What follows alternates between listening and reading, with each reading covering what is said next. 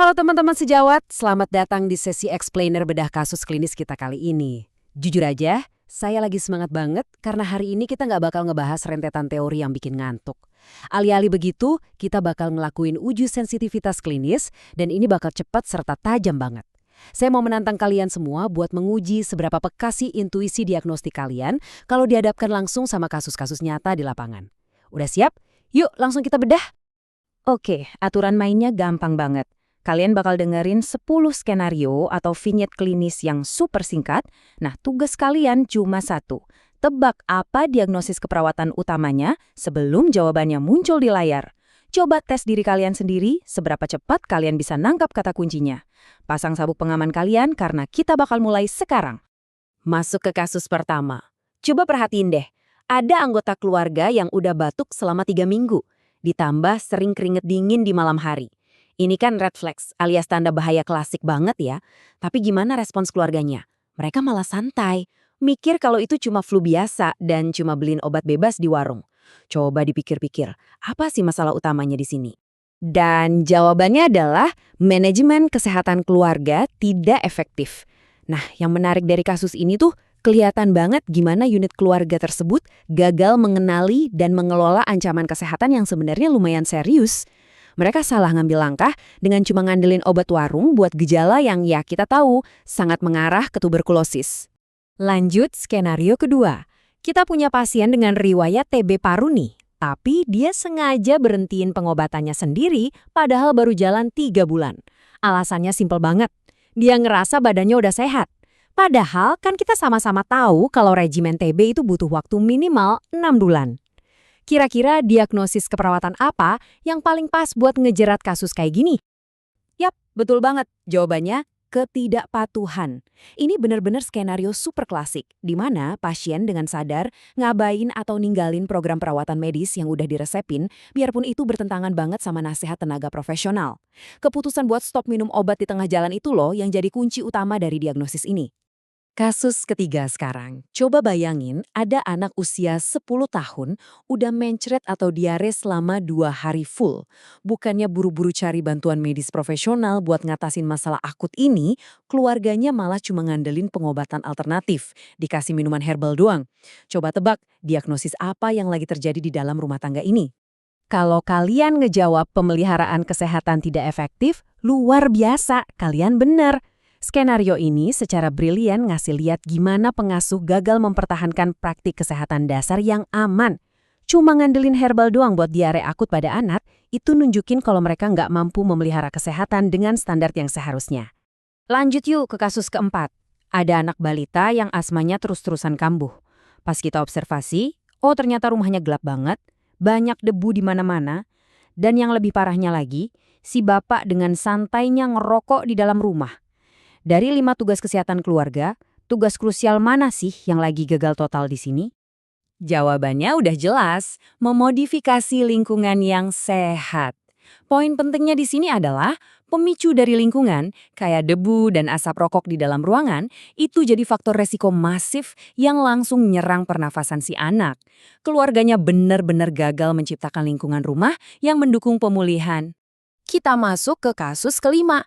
Jadi ada balita yang gatal-gatalnya parah banget habis makan makanan laut atau seafood. Ibunya bener-bener kebingungan ngelihat anaknya kayak gitu dan nggak tahu mesti ngapain. Mana dia belum pernah nanya atau konsul ke tenaga medis manapun. Menurut kalian, apa masalah utamanya?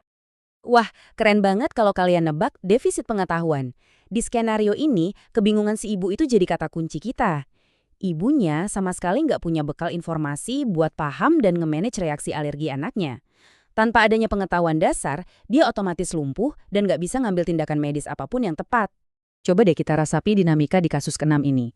Ada bapak-bapak usia 60 tahun, tinggal sendirian, dan lagi berjuang lawan hipertensinya yang makin hari makin parah.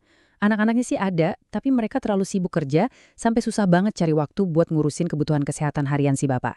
Apa yang sebenarnya lagi terjadi sama keluarga ini? Dan kita balik lagi ke manajemen kesehatan keluarga tidak efektif. Unit keluarga ini tuh secara keseluruhan lagi benar-benar kewalahan. Gara-gara sibuk kerja, mereka gagal ngatur dan masukin rutinitas pengobatan ke dalam kehidupan sehari-hari mereka buat nanganin penyakit bapaknya. Kasus ketujuh ini bawa kita ketemu pasien pria umur 50 tahun yang kena gastritis. Tapi masalahnya dia ini keras kepala banget. Disuruh diet nolak, disuruh minum obat juga nolak. Keluarganya sampai frustrasi, ngerasa udah capek ngingetin dan akhirnya milih buat angkat tangan alias menyerah. Nah, coba fokus ke tindakan pasiennya. Apa diagnosisnya? Ini sih benar-benar kasus ketidakpatuhan yang super jelas. Pasiennya secara aktif dan sadar nolak semua rencana kesehatan yang udah dibuat untuk dia. Biarpun keluarganya udah nyerah dan frustrasi, akar dari semua masalah di kasus ini ya murni karena resistensi langsung dari pasien terhadap intervensi pengobatannya. Sekarang, kasus ke-8. Ada ibu muda yang lagi hamil 6 minggu. Tapi anehnya, dia sengaja ngelewatin antenatal care atau pemeriksaan kehamilan di klinik. Waktu ditanya kenapa, alasannya simpel. Dia ngerasa sehat-sehat aja dan gak ada keluhan fisik sama sekali. Diagnosis apa nih yang ngintai pola pikir berbahaya ini? Jawabannya, defisit pengetahuan lagi. Sering banget kan kita dengar orang awam mikir, gak ada gejala ini ngapain ke dokter? Kurangnya kesadaran soal betapa pentingnya perawatan pencegahan, apalagi pas lagi hamil, itu benar-benar masalah klinis yang serius banget dan harus langsung kita edukasi. Yuk geser ke kasus ke-9.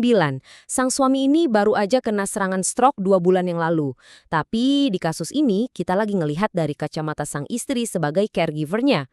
Si istri ini kelihatan tertekan banget dan bener-bener ketakutan mikirin masa depan keluarganya kalau suaminya nggak bisa kerja lagi. Apa diagnosis yang tepat buat istrinya ya?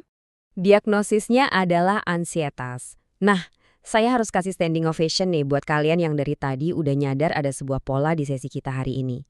Yup, dari awal tadi, tanpa disadari kita tuh lagi fokus bahas diagnosis keperawatan keluarga dan komunitas.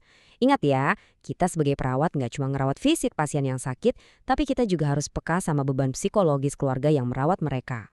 Oke, nggak kerasa kita udah sampai di pertanyaan tembak cepat terakhir kita, kasus ke-10.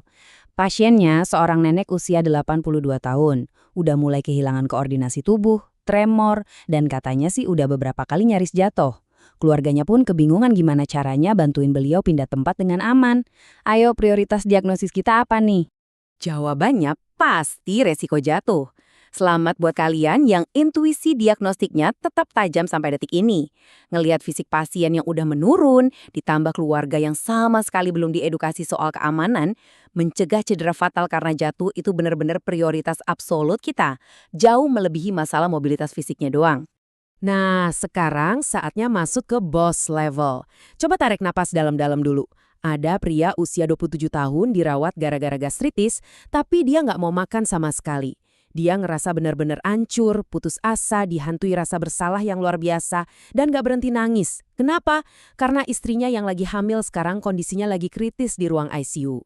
Buat pertanyaan boss level ini, saya sengaja nggak bakal ngasih tahu jawabannya. Saya mau nantang kalian semua buat menganalisis secara kritis kondisi psikososial pasien ini. Kira-kira ini masuk ke putusasaan kah, ketidakberdayaan, atau jangan-jangan berduka antisipasi? Yuk, tulis vonis klinis kalian beserta alasannya di kolom komentar di bawah. Saya tunggu diskusinya ya. Sebelum kita akhiri sesi explainer yang seru banget ini, saya mau ninggalin satu pesan penting buat kalian. Lulus uji kompetensi dan jago teori itu memang bikin kalian dapat gelar perawat. Tapi yang bikin kalian beda dan berharga di lapangan itu adalah etika. Gimana kalian mengaplikasikan beneficence atau selalu berbuat baik, nerapin justice dengan bersikap adil tanpa pandang bulu, dan punya fidelity buat selalu menepati janji ke pasien kalian. Itulah inti dari profesionalisme sejati. Teruslah belajar, tetap semangat, dan sampai jumpa di sesi bedah kasus seru lainnya.